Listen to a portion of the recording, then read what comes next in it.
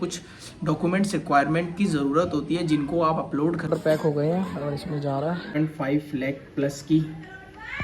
So hey guys, welcome back to our first blog of e commerce. So guys, आज से मैं इस blog के बारे में बता देता हूँ कि आज से हम 30 डेज ब्लॉग चैलेंज लेने वाले हैं, जिसमें मैं आपको ई कॉमर्स से रिलेटेड क्या क्या चैलेंजेस होते हैं, क्या क्या बेनिफिट्स होते हैं, क्या क्या चीज़ें, मतलब जो भी ई कॉमर्स से रिलेटेड चीज़ें होगी मैं आपसे वो सारी शेयर करूंगा इन 30 डेज में। और अगर ये 30 डेज हमारा अच्छा चला तो हम इसको और एक्सटेंड कर देंगे। बहुत सारी इंटरेस्टिंग चीज़ें आएगी हमारे इन ब्लॉग्स में, डेली रूटीन चीज़ें आएंगी, क्या क्या चैलेंजेस फेस किया जाता है और कैसे इन चीज़ों पे मतलब स्टेप्स लिया जाता है, कैसे एक अच्छा प्रॉफिट अर्न करने के लिए आप एक अच्छा ई कॉमर्स बिजनेस स्टार्ट कर सकते हैं। So hey guys, welcome back to our new blog. आप सभी को स्वागत है मेरे चैनल में। So thank you so much जो भी अब मेरे को सपोर्ट करता है, मेरे ई कॉमर्स जो भी मैं वीडियोस वगैरह डालता हूँ, बहुत लोगों के कमेंट आते हैं। और हाँ, मैं इस व्लॉग में मतलब वो जो भी कमेंट्स वगैरह आते हैं उनके भी रिप्लाई दूंगा, तो make sure you comment your doubts so that I can reply here. और आज से हम 30 डेज का चैलेंज लेने वाले, मैंने बता दिया है। तो आज मैं मोस्टली देखो, मैं आज पहला ब्लॉग है तो मैं सबकी एक चीज़ क्लियरेंस करना चाहता हूँ कि अगर आप भी मतलब ई कॉमर्स बिजनेस स्टार्ट करना चाहते हैं, ठीक है, तो मेन जो मतलब जहाँ पर मेन लोग अटकते हैं ना, वो है हमारा जीएसटी, ठीक है, goods and service tax number. तो जीएसटी होना बहुत मैंडेटरी होता है। अगर आपके पास जीएसटी नहीं है तो आप ई कॉमर्स बिजनेस नहीं स्टार्ट कर पाओगे, क्योंकि मैं बताता हूँ, जो बहुत लोग कहते हैं ना कि हम बिना जीएसटी के सेल कर रहे हैं या आप बिना जीएसटी के भी सेल कर सकते हैं, ये एक तरीके का ना मतलब फेक वर्ड होते हैं। मैं बताता हूँ एक्चुअली होता क्या है। जीएसटी अगर आपके पास है, नहीं है, मान लो आपके पास जीएसटी नहीं है और आप ऑनलाइन सेलिंग करते हो, तो जो आपका अगर आप सेलिंग करते हो ना, तो आपकी ना एक बाउंड्री रेडी हो जाती है। आप पैन इंडिया सेलिंग नहीं कर सकते, क्योंकि अगर आपको दूसरे एरियाज में सेल करना होगा ना, देखो कोई भी अपना ई कॉमर्स बिजनेस स्टार्ट करता है तो वो ये सोच के करता है कि वो ऑल ओवर इंडिया में अपना बिजनेस करेगा, फिर वो सोचता है कि इंटरनेशनल जाएगा, यूएस ड्रॉप शिपिंग करेगा, जो भी करेगा। बट सबसे मेन ये है कि अगर आपके पास जीएसटी नहीं है और आप सोचते हो कि ई कॉमर्स करने का, तो अगर आप स्टार्ट तो कर दोगे बिना जीएसटी के भी कर दोगे, लेकिन आप सिर्फ अपने एरिया में ही सेलिंग कर पाओगे। क्योंकि अगर आप बॉर्डर के पार या दूसरे एरिया में सेलिंग करने की सोचोगे तो आप बिना जीएसटी के नहीं सेल करोगे। और मान लो आप सोचते हो ना कि आपने लिस्टिंग कर ली बिना जीएसटी के भी, तो क्या होता है, आपने लिस्टिंग कर दी, कुछ भी कर दिया, आप ऐड चलाओ, कुछ भी चलाओ, पर जो फ्लिपकार्ट होगा, अमेजोन होगा या मीशो होगा, उनका सिंपल सा ये रहता है कि आपके जो ऑर्डर्स आएंगे ना, वो कभी भी मतलब आपके एरिया के बाहर से नहीं आएंगे। जो भी आपका जो प्रोडक्ट होगा वो कभी भी आपके आउटर जोन वाले एरिया को शो ही नहीं होगा। सो मेन ये चैलेंज होता है जो लोग कहते हैं कि बिना जीएसटी हम सेल करना चाहते हैं या करेंगे। तो इसलिए मैं यही कहूंगा कि जीएसटी लेना बहुत मैंडेटरी है अगर आप ई कॉमर्स बिजनेस स्टार्ट करना चाहते हैं तो। और अगर जीएसटी आपको बनवाना है तो उसमें क्या क्या डॉक्यूमेंट लगते हैं, मैं आज से ही बता देता हूँ। अगर आपको जीएसटी बनवाना है तो आप एक अच्छा सीए पकड़ो, ठीक है, या अगर आपके कोई नोन में हो उनसे बात करो। सेकंड, या बहुत सारी फर्म्स हैं जो आपके जीएसटी हेल्प मतलब बनाने में आपकी बहुत हेल्प करेगी, आपको ऑनलाइन भी बहुत सारी मिल जाएंगी। बट आपको क्या करना है, इतने महंगे मतलब अगर आपसे वो ज़्यादा चार्ज मांगे तो देखो आपको क्या करना है, थोड़ी तो बार्गेनिंग करनी है, ठीक है।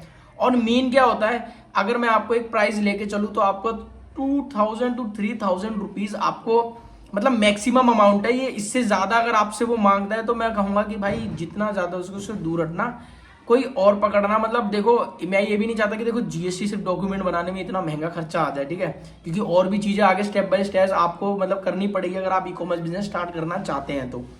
सो जीएसटी लेने के लिए आपके पास कुछ डॉक्यूमेंट्स की रिक्वायरमेंट रहेगी, जैसे आधार कार्ड, पैन कार्ड, आपका एड्रेस प्रूफ बहुत इंपॉर्टेंट है। बिना एड्रेस प्रूफ के आपको जीएसटी कभी नहीं मिलेगा, ठीक है। या तो आपका रेजिडेंशियल एड्रेस होना चाहिए या आपका ऑफिस एड्रेस होना चाहिए। ऑफिस एड्रेस है तो बहुत अच्छी बात है, रेजिडेंशियल एड्रेस है तो एक बार को ठीक है, बट थोड़ा सा मतलब उसमें चांसेस होते हैं कि डिसअप्रूव होने के। और उसमें एक चीज और होता है, बहुत सारे लोग रेंट पे भी रहते हैं। मान लो कोई बंदा रेंट पे रह रहा है और उसे है कि मेरे को ई कॉमर्स बिजनेस स्टार्ट करना है, तो उसके लिए क्या है वो रेंट एग्रीमेंट के थ्रू भी अप्लाई कर सकता है जीएसटी के लिए। और जो लोग कहते हैं कि 18 अबव को जीएसटी नहीं मिलता है, ऐसा कुछ मैं बताता हूँ।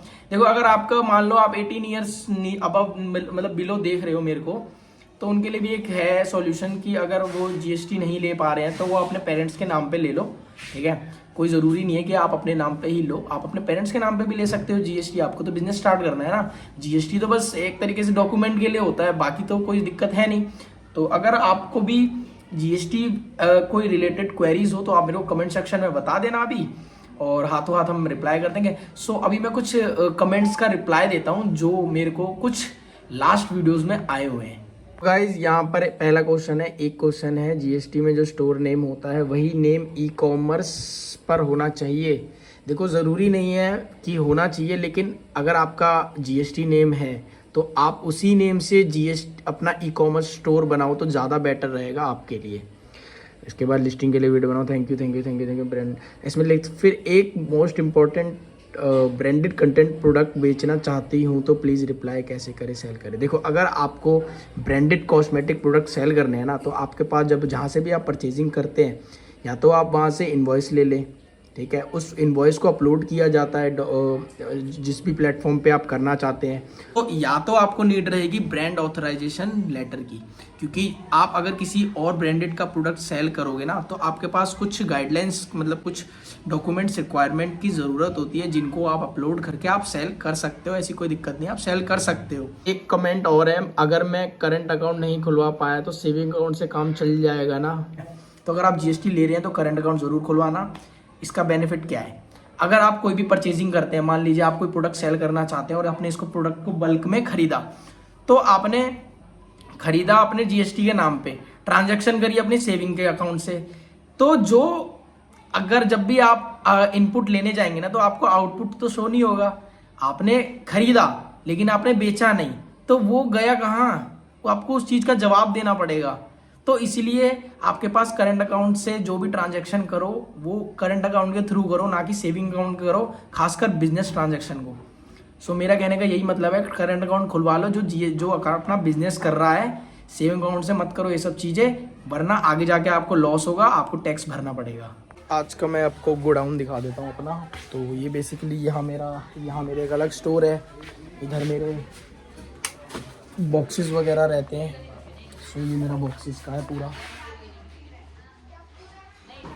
और यहाँ पर मेरा पूरा सामान भरा रहता है।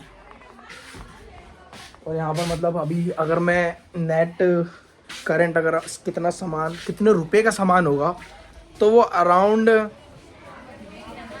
होगा मतलब ठीक ठाक। और अभी पैकिंग वगैरह चल रही है। तो गाइस अपने ऑर्डर सारे जा चुके हैं आज के, और अब गेट बंद हो रहा है। चलो तो आज के सारे ऑर्डर डिस्पैच कर दिए हमने, और कुछ रह गए हैं जो अभी पैक हो रहे हैं। साथ जाने के लिए 2-4 पैकेट हैं। ये डब्बा छोटा क्यों है, बड़ा वाला लेना। ये नए डब्बे लिए हैं क्या तूने?